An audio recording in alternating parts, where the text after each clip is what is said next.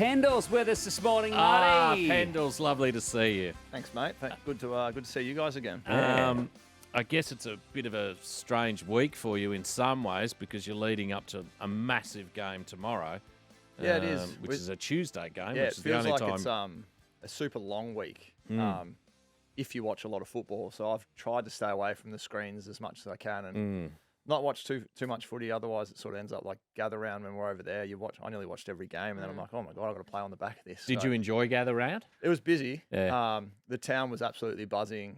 I think if we went again, we'd probably stay out of the city because everywhere we went, there was fans all over you. Just and being flopped. Yeah, which is what you wanted, I suppose, isn't it? Like the attention on the game. When did you go over Friday morning and played? Sunday, the last game, Sunday night. Yeah, over there. that's So a it was long weekend. Yeah, it was a long weekend. And as I said, the town was absolutely buzzing. So, and we played a pretty good game at the end of it to finish it off. There's been some good games played so far in this round. I mean, games you wouldn't have expected. Hawthorn Adelaide by 3 points. That was a belter. Yeah, I watched the last quarter of that one. As I said, I was trying to stay off. We were outside in the backyard having a kick of the footy and playing basketball.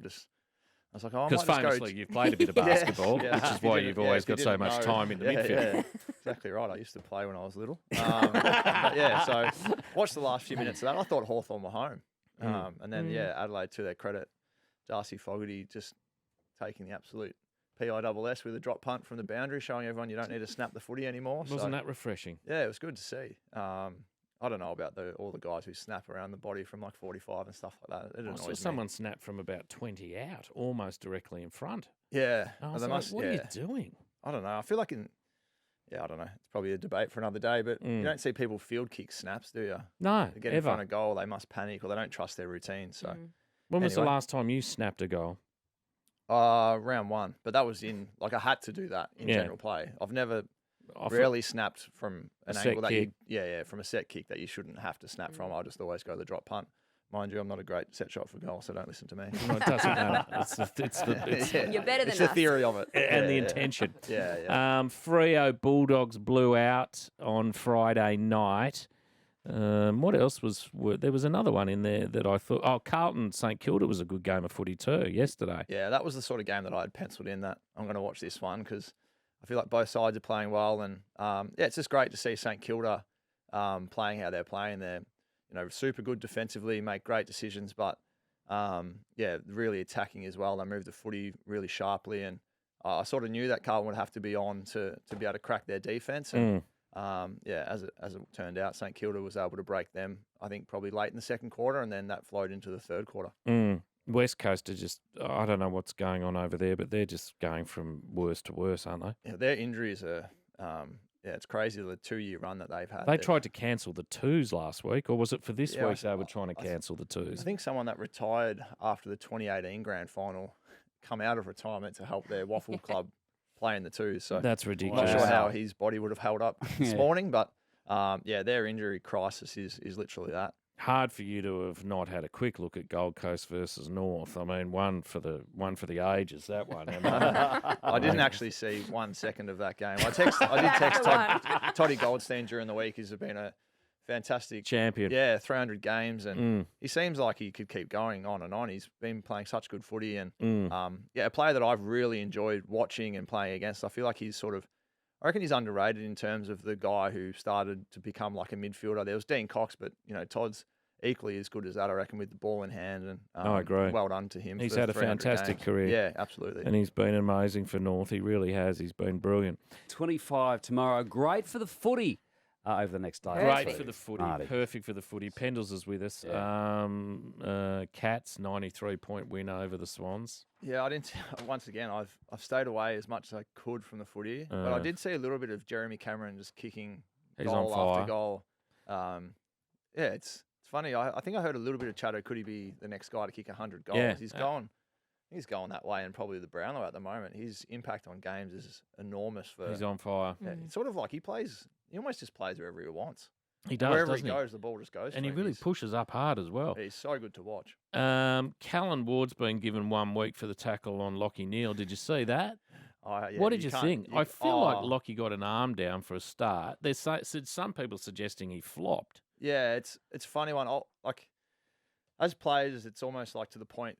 if you're a tackler, you shouldn't probably go to ground. If you're tackling someone, just keep on your feet. That way you avoid any slings or whatever. But yeah, I thought initially watching it, I was like, that's holding the ball. Blow it. And they didn't sort of blow it. And then I was like, oh, he might be in a bit of trouble here because Lockie conceded and then went down and then, sort of stayed down. And then I was like, oh, hopefully he's not in too much trouble. And then, the precedent's already been set. I sort of thought he would get a week. Whether you agree with it, with it or not, it's what's happening now with our game. So, But that's not Lockie Neal's act, is it? He's not a renowned flopper. No, I wouldn't have thought so. He's a pretty fair player. But one thing players are, we're so smart. Like we can bend the rules pretty quickly. So if you know that this is the new thing you might get hit. Yeah, and then you might just stay down until the whistle goes and you hear dump tackle and then you just pop straight back up because as much people don't want to say it, like we will bend the rules any way possible. Of course. And it's not, we shouldn't be doing it, but with the high free kicks, we all learn how to do that pretty quickly and we'll adjust again. And so will the coaches. So for us as players, there's definitely been chat around the locker rooms about the scenario and how we can do it well. And I think for the safety of not getting suspended, you're almost best to just try and keep your feet because you don't want to go to ground and put yourself under that sort of pressure. Tomorrow is going to be your 16th Anzac Day match, which I would imagine is unequalled. I mean, has anyone done 16? Dustin Fletcher, maybe? Oh, I'm not Will, I don't know. Loz changed colour when you asked her then. I don't know. Most for Collingwood, I'd say. I would have thought so. Yeah. First time since 2000 that Collingwood and Essendon have both been in the top 4. Yeah. There's a lot of expectation around this match. Yeah, it is. It's going to be a really big one. I feel like this is the one that could break. I think the original game had over 100,000 people. So this is a bit of a shout out to both fans. Turn up and let's see if we can break that record. I think they will because it's going to be a beautiful day tomorrow as I well. think it's 25, 25. sunny. If you're ever going to go to the footy, it's the last day of school holidays for everyone. Oh my God. Turn up. And it's a really special day for us, both clubs to be involved in and all the guys that have come to us, Tommy Mitchell, Bobby Hill, McStay, Frampton.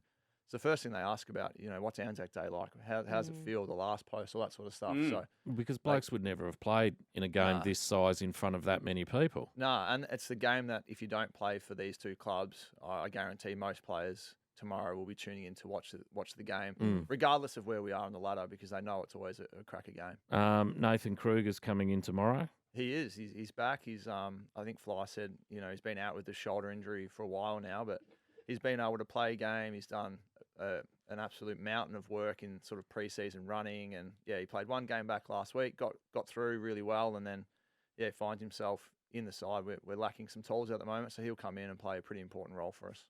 Let's talk about my sort of bugbear, which was last Thursday. What is it today? Monday, Last Thursday was the first time I saw the last post for this round. It was in the NRL.